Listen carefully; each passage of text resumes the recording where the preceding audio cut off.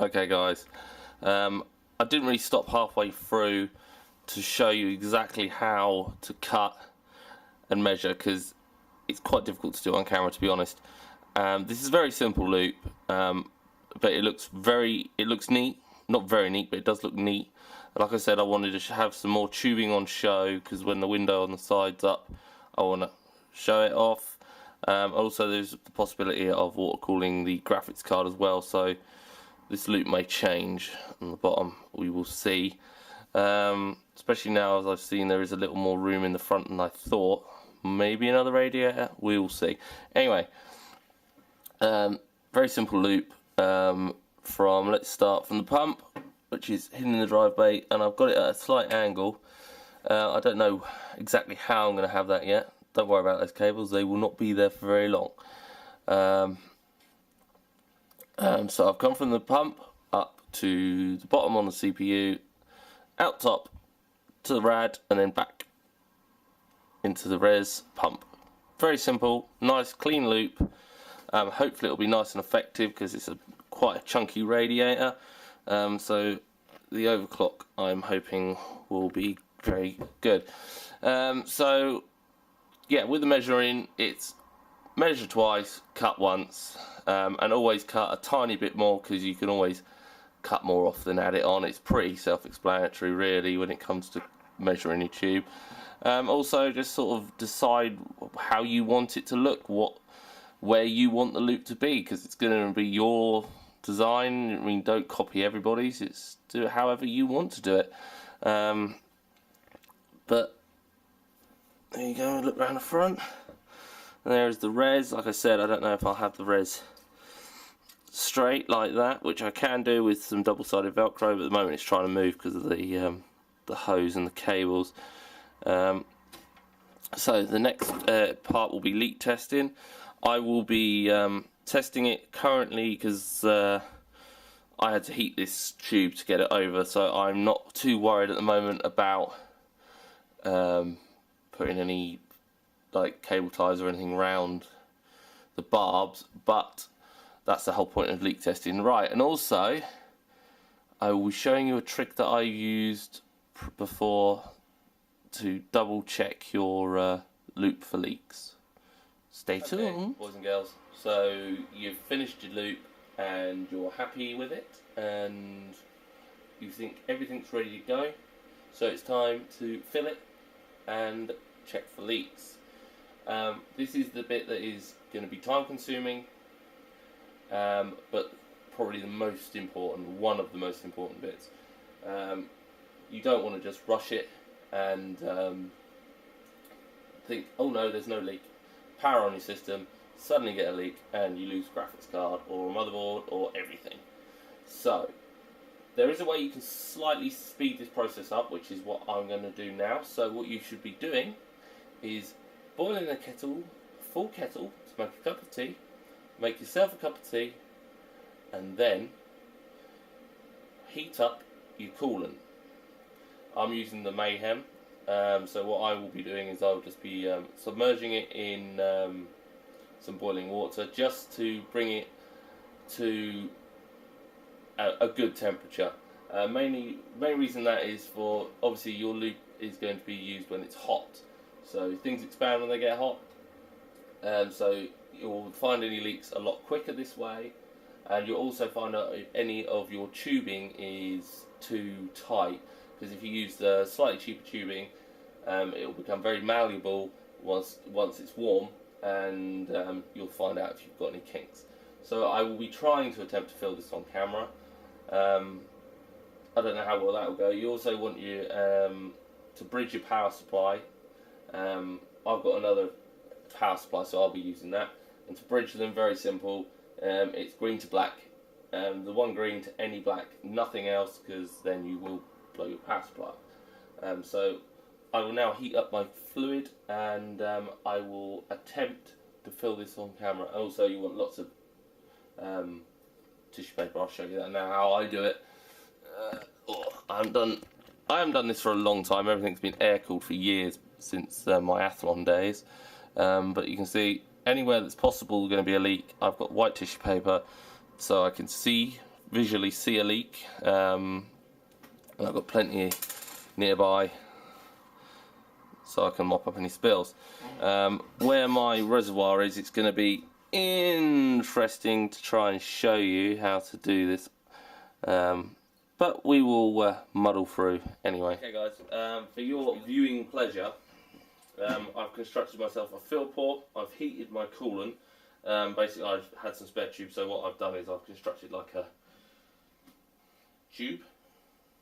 Anywho, so I will be filling the reservoir up before obviously turning anything on. And one of the best things about Mayhem's coolant is, hold that thought, I didn't cut the end off. What a jackass I am. Oh, it's got wet. Oh. Okay, so also the spouts that come with Mayhem coolant, they're blocked. You have to cut them open.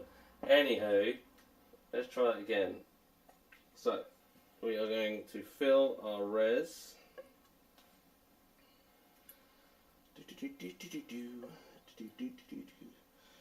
Hopefully you should be able to see the loop slowly filling. Obviously it won't be filled all the way up because look at that orange, that's so sexy. Oh, love it.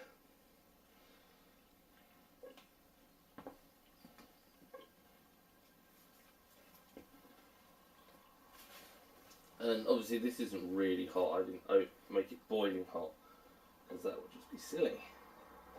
Okay, the reservoir is getting reasonably full now.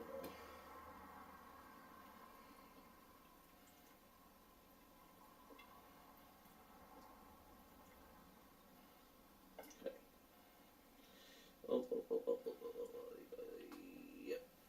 Okay, reservoir's full. So let's switch the power supply on and see. There we go, going down, going down, going down, going down, off. Like so, and then we top some more up and see how much air's in that already, and then we fill some more. Oh, we have a leak already. We have a leak. Where are we leaking from? Okay, well, we have a leak anyway, so I will investigate the leak and we'll be back in a mere moment. Okay guys, the leak was something quite simple. It was just one of the barbs on the res wasn't quite tightened up. Well, it becomes slightly loose from where I'd put the tubing on. It was only a very, very small leak, but it was easily fixed because also it may not have shown up straight away until the loop was warm. So that's the other reason to use warm coolant. So we will continue to fill our loop, watching for leaks. Once the reservoir is full again, we will pump some more in.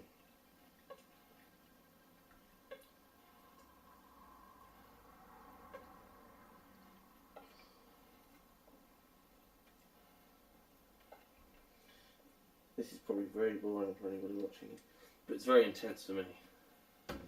Not really. Right, let's power it up again.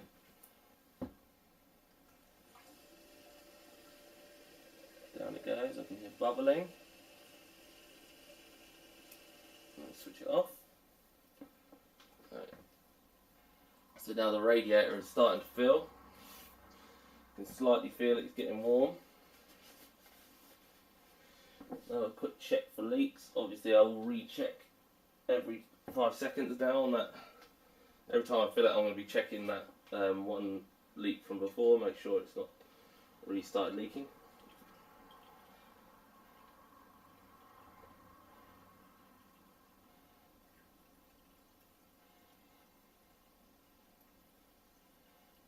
Okay, res is full again.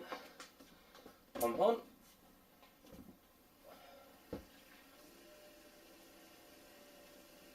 Round and round it goes. Because now we are slowly getting rid of the air from the system.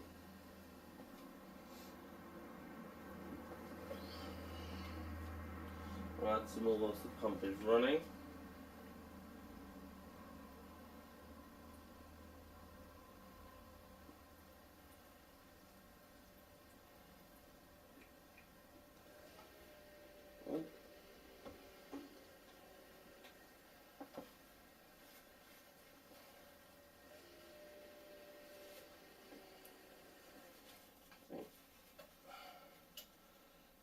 A bit of spillage, but that's fine, to be expected.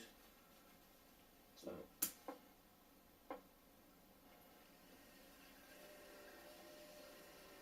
pump on and off, we just get some air out of that rad.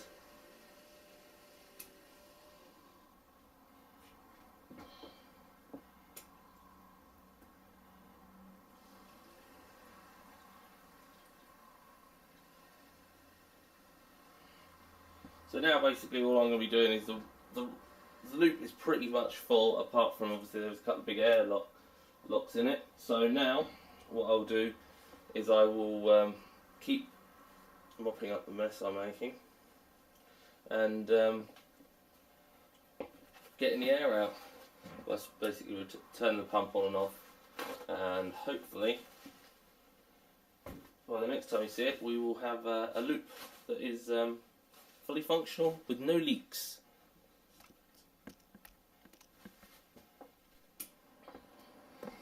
Okay guys, we are all up and running, leak tested. We did have a leak, only a small leak. We're going to say it was a small leak, but that's why you do leak testing anyway. So we're all back together, and we are currently running Prime. This is stock on the i7. Here you go.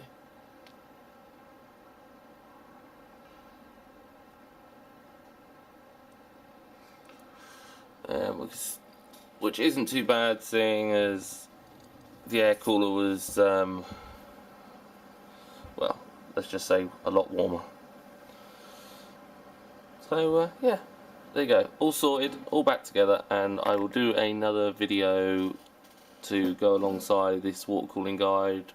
And what else I did, as you can see, I've changed a few of the cabling layouts, and the hard drive is now matte black.